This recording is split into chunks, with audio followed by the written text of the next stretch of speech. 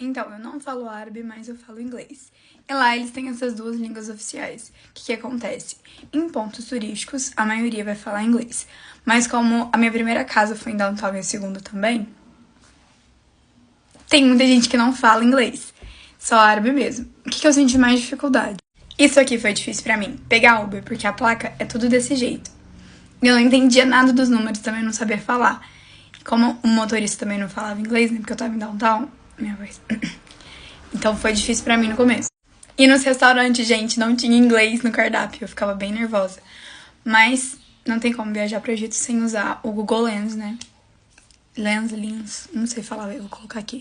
Porque aí você tira a foto e ele traduz pra vocês. Então, assim, eu não falo árabe, mas eu tenho um inglês bem legal. E a gente consegue, né, se comunicar, dar um jeito, faz mímica. Tem gente que até fala português e espanhol, eles misturam tudo. No final dá certo.